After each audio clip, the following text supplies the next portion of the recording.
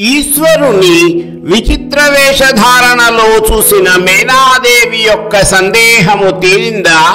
ఎలా తీరింది? శ్రీ కుమార సంభవము స్కందోత్పత్తి 17వ భాగము. హిమవంతుని మందిరములో ఈశ్వరుడు సుఖాసీనుడై శాస్త్రోక్త ప్రకారము సమర్పింపబడిన అర్ఘ్యజలమును, తేనె, ఆవు పెరుగు కలిపిన మధుపర్కమును, కొత్త పట్టుబట్టలను, హిమవంతుడు తెచ్చిన సర్వోపచార ద్రవ్యములను మంత్రపూర్వకముగా స్వీకరించాడు. ఈశ్వరుని బృందంలో ఉన్న స్త్రీలందరికీ ఉపచారములు సమర్పించడానికి రమ్మని అంతఃపురంలో ఉన్న మేనాదేవికి హిమవంతుడు కబురు పంపాడు. విషయమంతా హిమవంతునికి తెలియచేయమని, తాను వీడిదికి రానని మేనాదేవి నిష్కర్షగా కబురు పంపింది. ఏమీ చేయలేని హిమవంతుడు అరుంధతీదేవిని బ్రతిమాలి తన భార్యకు నచ్చజెప్పమని ప్రార్థించి మరీ పంపాడు. తరువాత ఏమి జరిగింది? హిమవంతుడు బ్రతిమాలిన మీదట మహాపతివ్రత అయిన అరుంధతీదేవి అంతఃపురమునకు వచ్చింది. ఆమె మేనాదేవిని సమస్య గురించి అడిగింది. తాను శంకరును చూసిన విధమును, అతని రూపమును గురించి మేనాదేవి అరుంధతీదేవికి వివరించి చెప్పింది. అంతా విని చిరునవ్వు నవ్విన ఆమె, అమ్మా, నీవు ఆ విధముగా పొరపడము సహజమే. ఎందుకంటే ఒక దైవ కార్యము నిమిత్తము ఆ ఘటన సంభవించింది. కానీ ఆయన నిజమైన రూపము అది కాదు. పరమశివుని అసలైన రూపమును చూడాలంటే నీవు విడిదికి వెళ్ళి ఆయనను దర్శించు, నీకు సత్యము బోధపడుతుంది అని వివరించి చెప్పింది. ఆమె మాటలను ఆలకించిన మేనాదేవి అన్యమనస్కంగానే విడిదిలో అల్లుని ఏ రూపములో చూడవలసి వస్తుందో అనుకుంటూ ఇతర పెద్దలతో కలిసి బయలుదేరింది. ఆవిడ వెళ్ళేటప్పటికే ఈశ్వరుడు మంగళ వాయిద్యములు మ్రోగుతుండగా విడిది నుండి వివాహ వేదికకు బయలుదేరాడు. ఆయన విడిది నుండి బయటకు రాగానే ఒక్కసారిగా కోటి సూర్యులు ఉదయించినంత కాంతి ఆ ప్రాంతమంతా అలముకుంది. ఆయన ధరించిన బంగారు అంచుగల పట్టు వస్త్రము ఎంతో ప్రకాశమానముగా ఉన్నది. అనేకములైన స్వర్ణాభరణములను గళములోను, హస్తములకు, పాదములకు భూషణములుగా ధరించాడు పరమశివుడు. ఆయన సుందర వదనము నిండా చిరునవ్వు అలుముకుని ఉన్నది. ఆ దివ్యమంగళ స్వరూపమును చూచి మేనాదేవి ఎంతో ఆనందపడిపోయింది. కానీ అంతలోనే మనసులో ఏదో ఒక మూల ఒక చిన్న సందేహము. మళ్ళీ ఎప్పుడైనా ఇంతకు ముందు తాను చూసిన విచిత్ర వేషధారణలో కనిపించడు కదా అని. అది బయటకు కనబడనీయకుండా ఆమె మగ పెళ్లి బృందంలోని స్త్రీలందరికీ కూడా పసుపు రాసి, బొట్టు పెట్టి, గంధము పూసి సత్కరించింది. అమ్మయ్య, ఒక సంకట స్థితి సమసిపోయింది.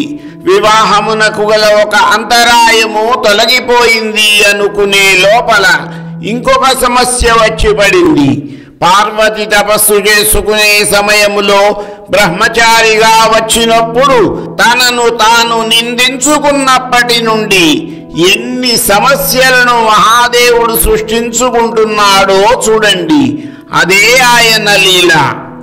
వివాహ వేదికకు బయలుదేరిన శంకరుని వద్దకు శ్రీ మహావిష్ణువు వచ్చాడు.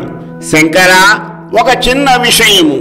ఈ బ్రహ్మాండములలోని లోకములన్నీ కూడా నీ వివాహమునకు బయలుదేరి రావడంతో ఆ లోకములన్నీ కూడా ఖాళీ అయిపోయి దక్షిణ దిక్కు పైకి లేచిపోయి ఉత్తర దిక్కు క్రిందకి వంగిపోతోంది.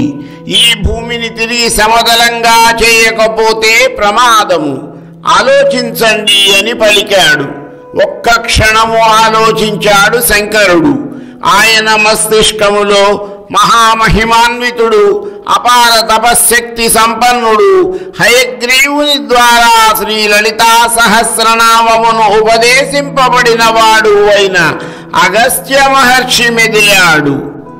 అటువంటి అగస్త్యుడు కనుక దక్షిణ దిక్కునకు కనుక వెళ్ళినట్లయితే ఆయన ఒక్కడి బరువుతోని ఉత్తర దక్షిణ దిక్కులు తిరిగి సమతల స్థితికి చేరుకుంటాయి అని భావించి అగస్త్యునికి తన నిర్ణయమును తెలియచేశాడు.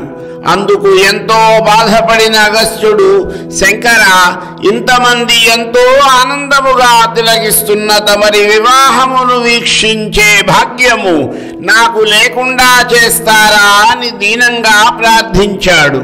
అప్పుడు పరమేశ్వరుడు, నీవు వెళ్ళిన చోటి నుండి నా కళ్యాణమును వీక్షించగలిగే భాగ్యమును నీకు ప్రసాదిస్తున్నాను అని వరమిచ్చాడు.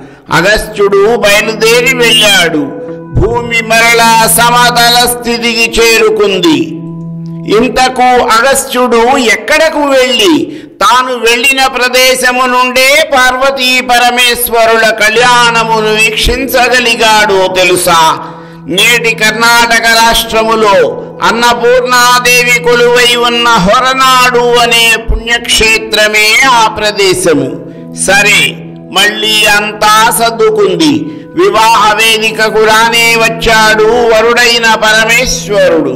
సమస్త దేవతాగణము, ఋషిగణము, ప్రమథగణములు జయ జయ శంకర, హర హర శంకర అని నినదిస్తుండగా దేవతలు తమ కష్టములు తీరిపోయే రోజులు దగ్గర పడుతున్నాయన్న ఆనందంలో పుష్పవృష్టిని కురిపిస్తుండగా పరమేశ్వరుడు వచ్చి పెళ్లిపీటలపై ఆసీనుడయ్యాడు.